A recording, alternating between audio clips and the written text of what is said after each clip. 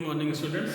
हम आज चर्चा करेंगे लॉ ऑफ टैक्सेशन के बारे में। यदि हमारे एलएलबी के 5वें सेमेस्टर में कौन सा पेपर है? दूसरा पेपर है। जैसा कि हमने पिछली क्लास में चर्चा की थी लॉ ऑफ टैक्सेशन, ठीक है।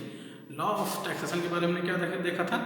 हेड ऑफ सैलरीज यानी हेड ऑफ इनकम देखा था, जिसमें सबसे पहले क्या था? 5 प्रकार के हेड होते थे। कौन कौन से हेड थे? 5 प्रकार के हेड थे। सबसे पहले हमने क्या देखा था? सबसे पहले हमने देखा था कि टैक्सेशन में हमने हेड देखे थे। 5 हेड कौन कौन से देखे थे? सबसे पहले उसमें था सैलरी था, दूसरा था हाउस प्रॉपर्टी था, फिर क्या था? Profit, PGBP, profit and gains from the business and purposes, ठीक। अगला क्या हमने देखा था? अगला हमने क्या देखा था? कैपिटल गेन देखा था, पूंजी लाभ देखा था। फिर उसके बाद हमने देखा था इनकम फ्रॉम अदर सोर्सेज। ये हमने पास 5 हेड थे जिनके आधार पर इनकम टैक्स का इम्पोजिशन किया जाता है। इनकम का कंप्यूटेशन करके असेसमेंट एसएससी के प्रीवियस ईयर पे सब कंप्यूटेशन करेंगे, फिर उसमें हिसाब से हम इनकम टैक्स टोटल करके फिर हम इनकम टैक्स लगाते हैं, ठीक है। अभी हमने पिछली क्लास में क्या समझाया था कि सेक्शन 15 में क्या है? हेड ऑफ सैलरी है, सेक्शन 15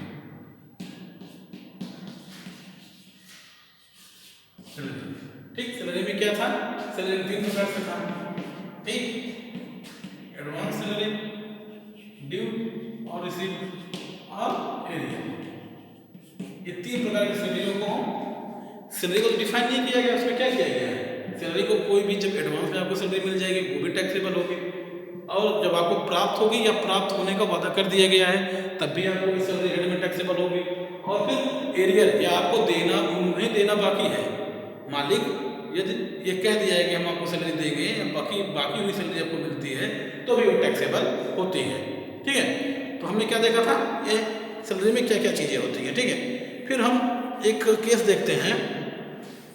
केस में देखेंगे इनकम टैक्स कमिश्नर बनाम BR राजरत्नम।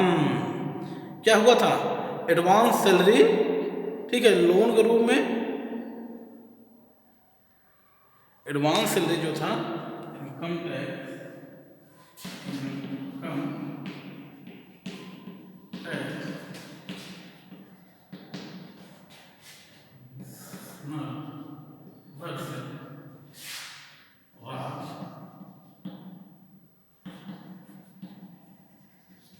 ठीक।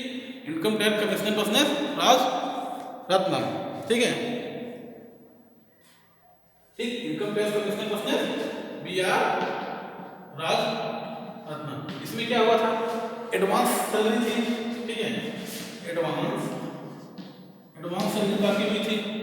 फिर क्या हुआ? एडवांस सैलरी मान लीजिए स्टेट के एक जगह काम कर रहे थे, ठीक है, बी जगह काम कर रहे थे, मालिक थे, ये यहाँ नौकरी कर रहे थे, ठीक, नौकरी कर रहे थे। अब क्या हुआ?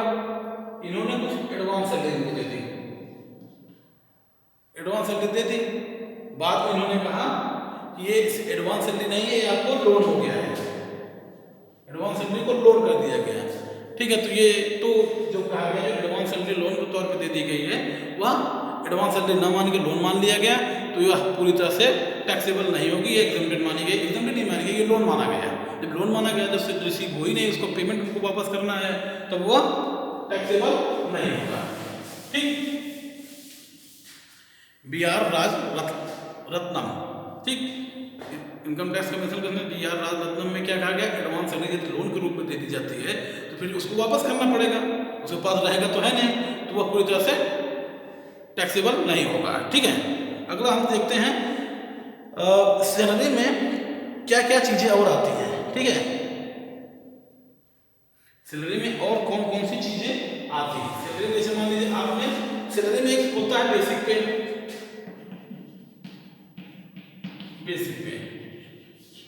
ठीक, बेसिक पे प्लस अलाउंस प्लस पर बेसिक, ठीक। बेसिक पे में आपका क्या होगा? बेसिक पे में हमने 3 चीज देखी थी। बेसिक पे 3 प्रकार से सकते हैं, एडवांस, ड्यू एंड रिसीव और एरियर। अब हम अलाउंस में कुछ और पर यूनिट में समझते हैं और कौन कौन सी चीजें शामिल होती हैं। ठीक है, सैलरी में कौन कौन सी चीजें शामिल होती हैं हमें देखते हैं। तो आपको 15 सेक्शन 15 में जो 3 चीजें थी, 16 में कुछ चीजें हैं। ठीक है, तो हम देखते हैं कौन कौन सी चीजें शामिल होती हैं। पहले होगा वेजेज। ठीक, क्या क्या चीजें इसमें आएंगी? वेजेज, ठीक, एन्युटी एंड पेंशन। ठीक, क्या क्या चीजें? Wages, annuity and pension. ठीक है, एनी ग्रेजुटी,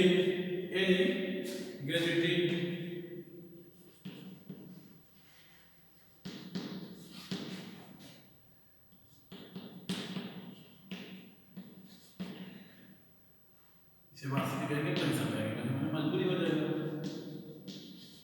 ठीक, क्या क्या आएगा? ग्रेजुटी आ जाएगा, पेंशन आ जाएगा। अभी चीज को हम समझेंगे इसका मतलब क्या क्या होता है। ठीक है,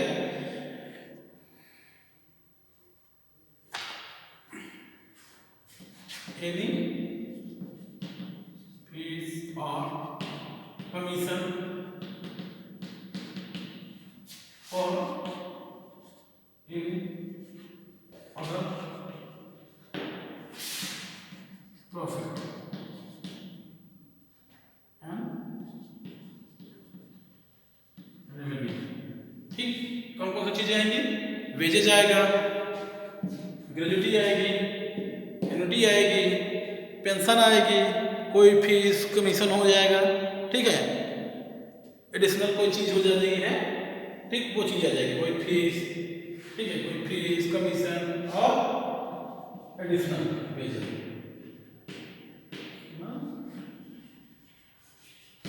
एडिशनल वेजेस, ये सब चीजें क्या होती हैं? ये सब ठीक किसमें आएंगी? ये सब पूरे सैलरी में आएंगे। कोई आपको एडवांस सैलरी मिल रही है,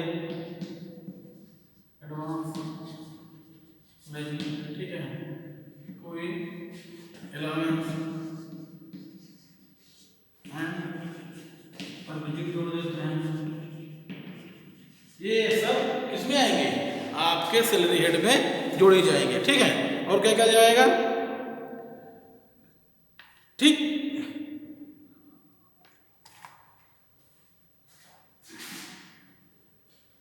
लीव इनकैशमेंट और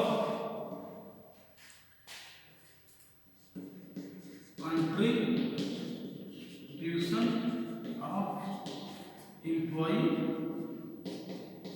ऑन एन एम्प्लॉयर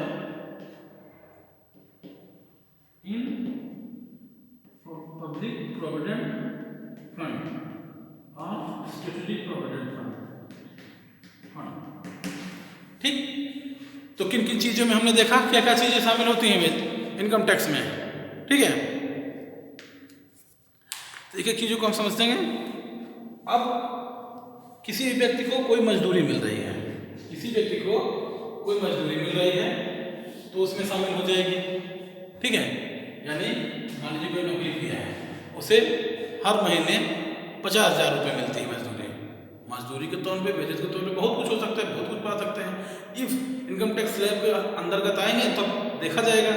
ठीक है, लेकिन कोई उसे मजदूरी मिल रही है उसके उसमें जोड़ा जाए। ठीक, मजदूरी का मतलब तो आप समझते हैं। अब ग्रेजुटी एंड पेंशन समझते हैं। ग्रेजुटी एंड पेंशन का मतलब एन्युटी एंड पेंशन।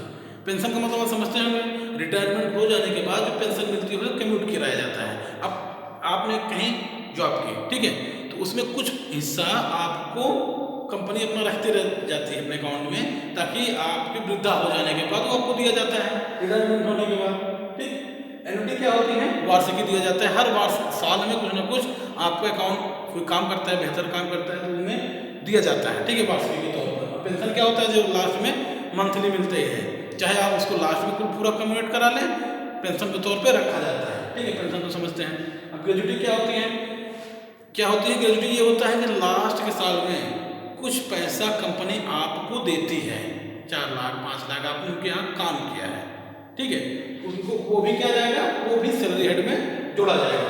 या एनी फीस, कोई आप फीस पाते हैं, कमीशन पाते हैं, या कोई अदर प्रॉफिट लेते हैं कंपनी से, कोई अलग रेवेन्यू लेते हैं, ये सब पूरी तरह से आपकी सैलरी में जोड़ दिया जाएगा। और क्या जोड़ा जाएगा, कोई भी एडिशनल सैलरी और एडिशनल वेजेस ले लेते हैं, कोई एक्स्ट्रा काम करते हैं, एक्स्ट्रा काम के पड़ने में आपको कुछ प्रॉफिट मिलता है, कोई वेजेस मिलता है, वो सब चीज़ें आपको सैलरी हेड में जोड़ी जाएंगी।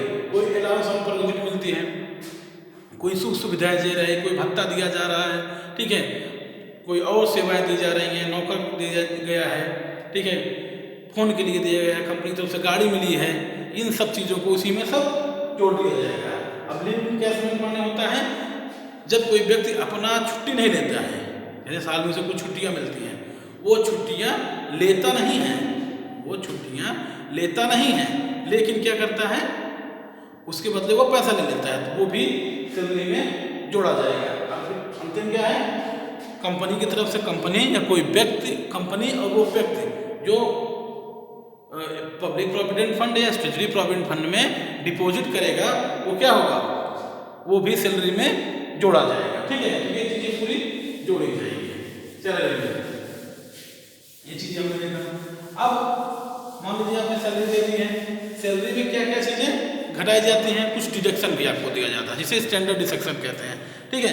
स्टैंडर्ड डिडक्शन सेक्शन 16 में दिया गया है, ठीक है, सैलरी में standard deduction.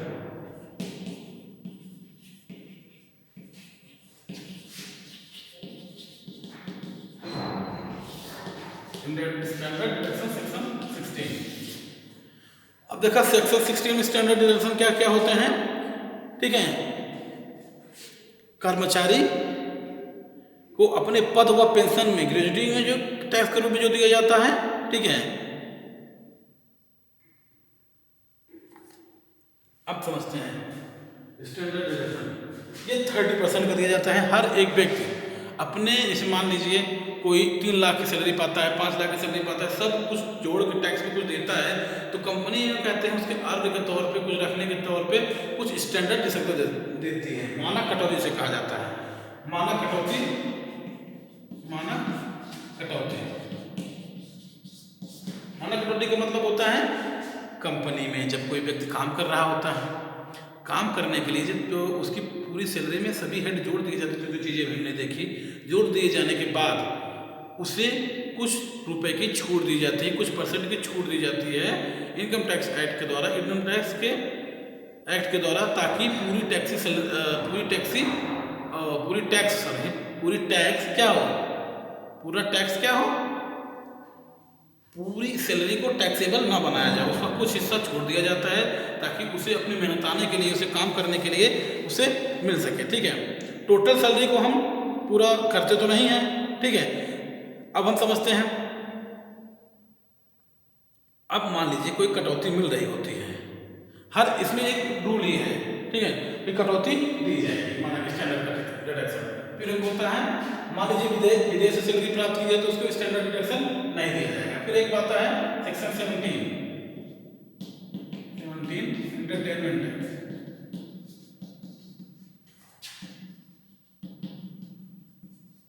Tax,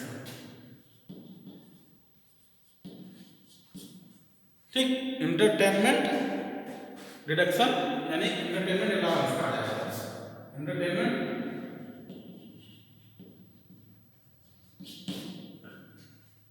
deduction allowance. अब क्या होता है सेक्शन 17 में एंटरटेनमेंट अलाउंस, यह कर्मचारियों को, ठीक है, जो मनोरंजन भत्ता के रूप में दिया जाता है, भत्ते संपूर्ण राशि सर्वप्रथम कर्मचारी को वेतन की आय में से जोड़ दी जाती है, ठीक है, फिर उसे डिडक्शन के तौर पे दे दी जाएगी, ठीक है। अब बात आती है कितना दिया जाएगा, ठीक, कितना दिया जाएगा, कितना दिया जाएगा। अब ये सबसे पहले मैं एंटरटेनमेंट में जो अलाउंस दिया जाएगा केवल सरकारी कर्मचारी को दिया जाएगा,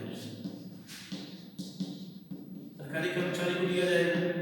सरकारी कर्मचारी को दिए जाने के बाद क्या कितना दिया जाएगा, सैलरी का 1/5 या 5,000, इसमें से जो कम हो, इसमें से जो कम हो, सैलरी मान लीजिए उसके टोटल बन रही है 5 लाख रुपये या 10 लाख रुपये, बड़े इसमें कौन सी आ जाएगा 2 लाख 5,000 रुपये, जो इसमें से कम हो 5,000 रुपये इसे कुल मिलाकर 5,000 रुपये टैक्स छूट दी जाएगी। सबसे छूट सबसे कम में दी जाती है, टैक्स सबसे ज़्यादा लगाया जाता है, यही नियम होता है। ठीक है, तो क्या क्या चीज़ हमने देखा, कैसे कैसे टैक्स लगाया जाएगा। इनकमटेनमेंट टैक्स केवल सरकारी कर्मचारियों को दिया जाता है, स्टैंडर्ड डिडक्शन सबको दिया जाता है। तो हम एक बार देखते हैं सैलरी में क्या मिलता है, कैसे होता है, इसका हम एक बार प्रोफार्मा समझ लेते हैं, कैसे बनती है सैलरी का प्रोफार्मा। ठीक है, सैलरी में कैसे टैक्सेबल दी जाती है। सबसे पहले क्या होगा, बेसिक सैलरी, मान लीजिए आपकी कुछ रुपये है, ठीक। फिर इसमें हम देखेंगे अलाउंस, अलाउंस में आ जाएगा HR, हाउस रेंट अलाउंस आ जाएगा, टेलीफोन अलाउंस आ जाएगा, टेलीफोन अलाउंस आ जाएगा, ठीक है, ट्रेवलिंग अलाउंस आ जाएगा, ट्रेवलिंग अलाउंस आ जाएगा। ठीक है, ये इसे हिंदी में क्या कहते हैं, भत्ते, तमाम भत्ते, महंगाई भत्ता आ जाएगा, डियरनेस अलाउंस आ जाएगा, महंगाई भत्ता आ जाएगा, ठीक है, और अदर अलाउंस आ जाएंगे।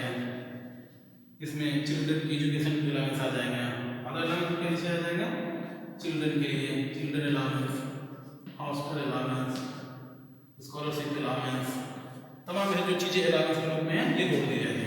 फिर इसमें क्या जोड़ा जाएगा, परगुजिट, यानी कि सुविधाएं,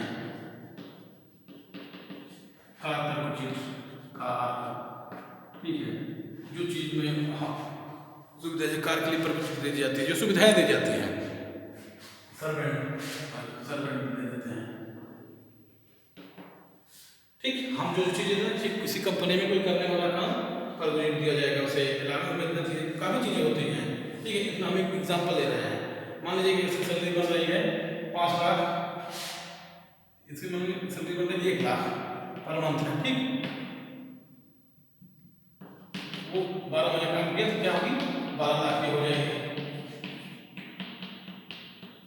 ठीक। अलावा उसको घर के रूप में मिलता है, HR इसको मिल जाता है 60,000,